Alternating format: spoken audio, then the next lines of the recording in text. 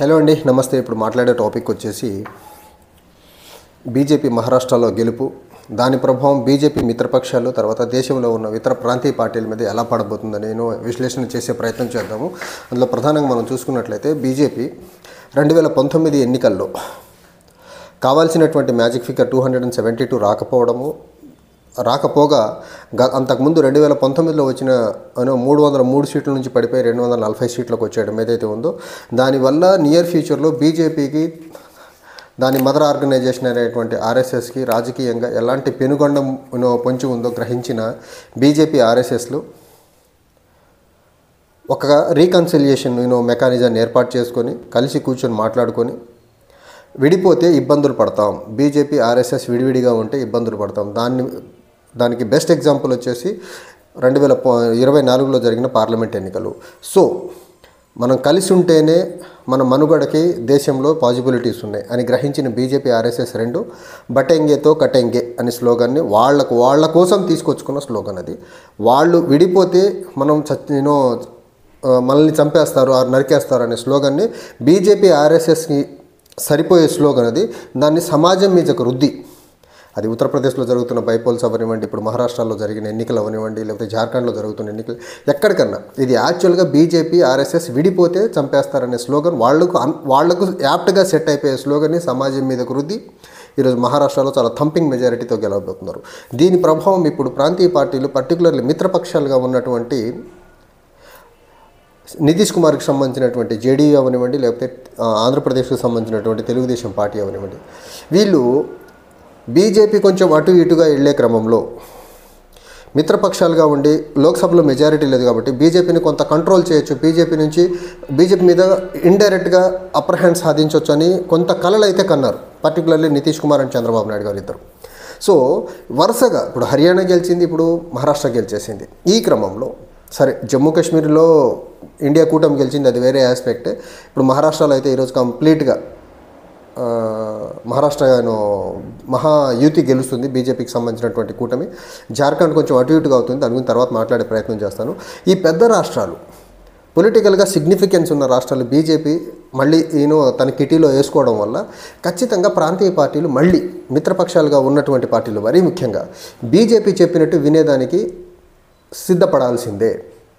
ఇప్పుడు మళ్ళీ కేంద్రం దగ్గరికి వెళ్ళి కేంద్ర ప్రభుత్వాన్ని పడగొడతాము అని బీరాలు పలికే పని అయితే చేసేదానికి ఆస్కారం లేదు. మొన్న హిందుస్థాన్ లీడర్ సమ్మిట్లో కూడా చంద్రబాబు నాయుడు గారు మాట్లాడుతూ నరేంద్ర మోదీని ఆకాశానికి ఎత్తే ప్రయత్నం చేశారు.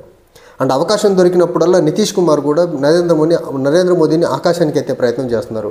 ఎందుకంటే వీళ్ళిద్దరూ లోక్సభలో వాళ్ళకు మెజారిటీ లేకపోయినా బీజేపీకి ఎందుకు నితీష్ కుమార్ లాంటి పెద్ద లీడర్ అవనివ్వండి, చంద్రబాబు నాయుడు లాంటి సీనియర్ లీడర్ అవనివ్వండి, ఎందుకు బీజేపీని అంతలా పొగుడుతున్నారంటే కేంద్రంలో ఉన్న బీజేపీ మద్దతు లేకపోతే వీళ్ళ గవర్నమెంట్ ఏ టైంలోనా కూలిపోవచ్చు. ఆ భయాలు వీళ్ళిద్దరికీ ఉండే. నితీష్ కుమార్ పరిస్థితి మరీ దారుణం, ఎందుకంటే బీజేపీతో పొత్తులో ఉండి తన పార్టీని తగ్గించుకొని బీజేపీని పెద్ద పార్టీని చేశారు. ఈరోజు బీజేపీకి ఉన్న ఎమ్మెల్యేల కంటే నితీష్ కుమార్ దగ్గర ఉన్న ఎమ్మెల్యేలు 50% ఉంటారు బీజేపీలో ఉన్నదానికి. కానీ ఆంధ్రప్రదేశ్కి వచ్చేసరికి పరిస్థితి వేరేలా ఉంది. కానీ ఆంధ్రప్రదేశ్లో ఉన్న ఎమ్మెల్యేలలో సగానికి పై మంది మీద అవినీతి అక్రమార్జన ఉంది. వాళ్ళ మీద ఒక్కసారిగా CBI, ED, income tax rights జరిగినాయి అనుకోండి, వాళ్ళలో సగం మంది చంద్రబాబు నాయుడు గారిని కాదనేసి వచ్చేసి బీజేపీ సైడ్కి బీజేపీకి సలాం కొట్టే పరిస్థితి కూడా ఉత్పన్నమవచ్చు. అంటే బీజేపీకి వెన్నతో పెట్టిన విద్య రాష్ట్రాల్లో ప్రభుత్వాన్ని కూలగొట్టడం అనేది. సో బీజేపీతో సఖ్యతగా లేకపోతే మనకి ఇబ్బంది అని గ్రహించిన ఈ నేతలిద్దరూ బీజేపీ అడుగులకు మడుగులొత్తే ప్రయత్నం 2024 ఎన్నికలకు ముందు నుంచే చేయడం మొదలుపెట్టారు. గెలిచిన తర్వాత ఇంకెక్కువ చేస్తున్నారు. ఇప్పుడు బీజేపీకి లోక్సభలో సీట్లు తగ్గి కొంచెం బ్యాక్ ఫుట్లో ఉంది, మనం కొంచెం ఏదో పొలిటికల్గా అప్పర్ హ్యాండ్ సాధించవచ్చు, మన మాట కొంచెం చెల్లుబాటు అయ్యేలా కేంద్రంలో చేయొచ్చు అనుకుంటున్న తరుణంలో ఇప్పుడు బీజేపీ పెద్ద రాష్ట్రాలుగా ఉన్నటువంటి మహారాష్ట్రలో గెలిచేసింది ఈరోజు. ఇంకో పక్క హర్యానా కొట్టేస్తుంది, హర్యానా ఆల్రెడీ గెలిచేసింది. ఈ రకంగా ఇప్పుడు ఈ గెలుపులన్నింటినీ చూసి బీజేపీ కూడా వెనక తగ్గేదానికి ఆస్కారం లేదు. అండ్ బీజేపీ ఎజెండా ఎంత క్లియర్గా ఉంటుందంటే మిత్రపక్షాలుగా ఉండి మిత్రపక్షాలకి గుండు కొట్టేసే పార్టీ బీజేపీ పార్టీ. అది మనం చూసాం, శివసేనని ఎంత రెండు ముక్కలుగా ఎలా చేసిందనేది. నితీష్ కుమార్ పార్టీని ఏ స్టేజ్కి దిగజార్చిందో మనం చూసాము. అండ్ బీజేపీకి ఇండైరెక్ట్గా మద్దతు ఇచ్చినటువంటి బయట నుంచి మద్దతు ఇచ్చినటువంటి నవీన్ పట్నాయక్ పరిస్థితి ఏంటో ఈరోజు మనం చూస్తున్నాం. ఆయన్ని గద్దె దింపేసి వీళ్ళు గద్దెనెక్కేశారు అక్కడ. తమిళనాడులో ఉన్నటువంటి ఏఐడిఎంకే పార్టీ బీజేపీతో అంటకాగి ఈరోజు వాళ్ళ పరిస్థితి రాజకీయంగా ఏ సిచ్యువేషన్లో ఉందో చూస్తున్నాం మనం. సో బీజేపీ పరిస్థితి ఎప్పుడు ఎలా ఉంటుందంటే మిత్రపక్షంగా ఉంటూ వాళ్ళని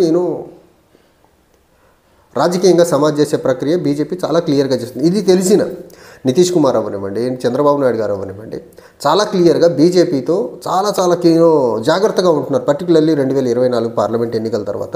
కానీ ఈ మహారాష్ట్ర గెలుపుతో ఇంకా దేశంలో ఉన్న ప్రాంతీయ పార్టీలు, మరీ ముఖ్యంగా ఎన్డీఏలో భాగస్వామిగా ఉన్నటువంటి మిత్రపక్షాలు ఏవైతే ఉన్నాయో బీజేపీకి ఎదురెళ్ళి ఒక గట్టిగా మాట్లాడేదానికి కానీ బీజేపీ దగ్గర ఏదైనా డిమాండ్ పెట్టి రాష్ట్రాలకు తీసుకొచ్చేదానికి డేర్ అయితే చేయబోవు. First thing. And second thing, BJP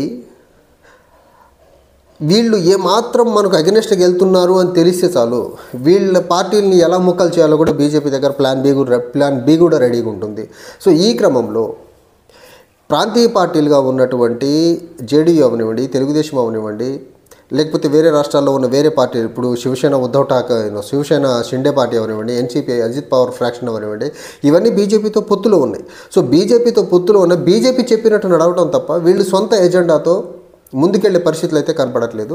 so ఈ పర్టికులర్ మహారాష్ట్ర గెలుపు అనేది బీజేపీకి పర్టికులర్లీ మిత్రపక్షాల మీద కూడా అప్పర్ హ్యాండ్ సాధించే యొక్క వెసులుబాటుని అయితే కల్పించింది. అంత పెద్ద మెజారిటీతో మహారాష్ట్రతో గెలవడం అనేది ఖచ్చితంగా బీజేపీ మిత్రపక్షాలు బీజేపీ చెప్పినట్టే ఈనాలు తప్ప ఇంకొక వేలో వెళ్ళేదానికి ఆస్కారం లేకుండా బీజేపీకి ఒక పెద్ద బూస్ట్ ఇచ్చింది. 2024 పార్లమెంట్ ఎన్నికల్లో వచ్చిన గెలుపు ఏదైతే ఉందో, తక్కువ మెజారిటీతో వచ్చిన గెలుపు, దాన్ని చూసి అడ్వాంటేజ్ తీసుకుందాం అనుకున్న నితీష్ కుమార్ లాంటి వాళ్ళు, చంద్రబాబు నాయుడు గారు లాంటి వాళ్ళు ఏదన్నా అటు ఇటు అయితే మోదీని గద్దె దింపి ఇంకొకరిని ప్రధానమంత్రిని చేసేదానికి వెసులుబాటు ఉందనుకున్నా కానీ మహారాష్ట్రలో లోక్సభ ఎన్నికల్లో వచ్చిన సీట్లు ఏవైతే ఉన్నాయో తాత్కాలికంగా బీజేపీ అండ్ ఆర్ఎస్ఎస్ విడివిడిగా గ్యాప్ ఉండి సరిగ్గా క్యాంపెయిన్ చేయకపోవడం వల్ల జరిగిన అనర్థం అది. మేము బీజేపీ అండ్ ఆర్ఎస్ఎస్ ఇద్దరు కలిస్తే ఎలాంటి ఫలితాలు వస్తాయో అని చూపించే ప్రయత్నం హర్యానాలో చేశారు, ఈరోజు మహారాష్ట్రలో చేశారు. దీన్ని బేస్ చేసుకుని మిత్రపక్షాలు ఖచ్చితంగా బీజేపీతో చాలా జాగ్రత్తగా, చాలా బ్యాలెన్స్డ్గా ఉండేదానికైతే ఆస్కారం ఉంది. బీజేపీకి అగెనెస్ట్కి వెళ్ళేదానికైతే ఆస్కారం లేదు. అండ్ ప్రతిపక్ష పార్టీలు అవనివ్వండి, లేకపోతే చంద్రబాబు నాయుడు గారు, నితీష్ కుమార్ లాంటి వాళ్ళు ఏదన్నా ప్లాన్ చేసి మోదీ ప్రభుత్వాన్ని దించే ప్రయత్నం చేద్దామన్నా కానీ ఇప్పటికిప్పుడైతే జరిగేదానికైతే ఆస్కారం లేదు. ప్రధానమంత్రి మార్పు కూడా ఇప్పటికిప్పుడు జరిగేదానికి ఆస్కారం లేదు. Maybe Haryana as well as మహారాష్ట్రలో ఓడిపోయి ఉంటే, పెద్ద రాష్ట్రాలు ఓడిపోయి ఉంటే నరేంద్ర మోదీ మీద ఒత్తిడి వచ్చేది, ఆర్ఎస్ఎస్ సైడ్ నుంచి కూడా ఒత్తిడి ఉండేది. సో నరేంద్ర మోడీని దింపి వేరే వాళ్ళని కూర్చోబెట్టేదానికి ఆస్కారం ఉండేది. ఈరోజు ఇప్పుడు బీజేపీ వరుసగా ఈ స్టేట్స్ గెలుచుకుంటూ వెళ్ళటం వల్ల ఖచ్చితంగా ఇంకా నరేంద్ర మోదీ క్వశ్చన్ మీద, ఎబిలిటీస్ మీద క్వశ్చన్ వచ్చేదానికి ఆస్కారమే లేదు అసలు. సో నరేంద్ర మోదీ ప్రధానమంత్రి సీట్ని పదిలం చేసిన ఎన్నికలు వచ్చేసి Haryana as well as Maharashtra assembly ఎన్నికల ఫలితాలు. ఎట్ ద సేమ్ టైం మిత్రపక్షాలు అదును చూసి దెబ్బగొట్టాలనుకున్న ఆలోచన కూడా గండిగొట్టిన ఎన్నికల ఫలితాలు వచ్చేసి హర్యానా ఎన్నికలు యాజ్ వెల్ యాజ్ మనకు మహారాష్ట్ర ఎన్నికలు. సో రాబోయే అసెంబ్లీ ఎన్నికలు కొద్ది నెలల తర్వాత మనకు ఢిల్లీలో ఉంది, ఆ తర్వాత బీహార్లో ఉంది, తర్వాత వెస్ట్ బెంగాల్ అండ్ తమిళనాడు ఉన్నాయి. సో ఈ రాష్ట్రాల్లో బీజేపీ ఎలాంటి పందాతో ముందుకెళ్తుందో మనం వేసి చూడాల్సిన అంశమే. ఒకటి Delhi, when it comes to Delhi, ఆప్లో ప్రధాన లీడర్లను కొంతమంది రాజీనామా చేసేసి అటు తిప్పుకునే ప్రయత్నం చేస్తూ ఉంది. అండ్ అంతకుముందు నేను ఒక వీడియోలో చెప్పాను, ఢిల్లీ ఎన్నికలకు వచ్చేసరికి ఇప్పుడు కొత్త ముఖాలకి ఎక్కువ టికెట్లు ఇవ్వాలి, చదువుకుని ఉన్న వాళ్ళకి. సెకండ్ థింగ్ ఏవైతే ఉందో, స్లమ్ రీజియన్స్ని ఎక్కువ రీచ్ అవుట్ అవ్వాలి. అట్ ద సేమ్ టైం బీజేపీకి అనాది కాలంగా ఉన్నటువంటి ఓట్ బ్యాంక్ ఏదైతే ఉందో, బనియా కమ్యూనిటీ, కేజ్రీవాల్ సొంత సామాజిక వర్గం, ఆ కమ్యూనిటీని రీచ్ అవుట్ అయ్యి ఢిల్లీలో కూడా మళ్ళీ పట్టు నిలుపుకునేదానికి బీజేపీ ప్రయత్నం చేస్తూ ఉంది. చూడాలి మరి ఢిల్లీ ఎన్నికల్లో మళ్ళీ ఆర్ఎస్ఎస్ బీజేపీ యొక్క కోఆర్డినేటెడ్ వర్క్ అక్కడ కూడా వర్కౌట్ అవుతుందా లేదా అనేసి ఇలా వరుసగా బీజేపీ గెలుచుకుంటూ వెళ్ళే కొద్దీ 2029కి అగైన్ బీజేపీ దేశంలో ఒక ఇండామిటబుల్ పొలిటికల్ ఫోర్స్గా తయారయ్యేదానికైతే ఆస్కారం ఉంది. అండ్ బీజేపీ ఆర్ఎస్ఎస్ ఒక నిర్ణయానికి 2024 లోక్సభ ఎన్నికల తర్వాత వచ్చేసాయి. మనం విడిపోతే BJP as well as RSS యొక్క మనుగడకి దేశంలో కష్టమవుతూ ఉంది.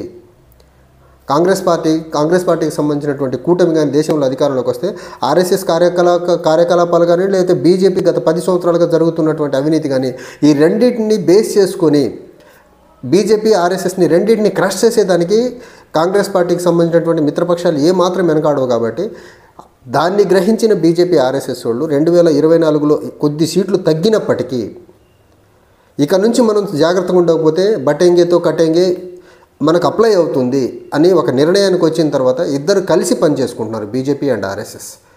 సో ఆ కలిసి పనిచేసుకోవడం వల్ల వచ్చిన ఫలితాలే ఈరోజు మహారాష్ట్ర ఎన్నికల ఫలితాలు. Thank you.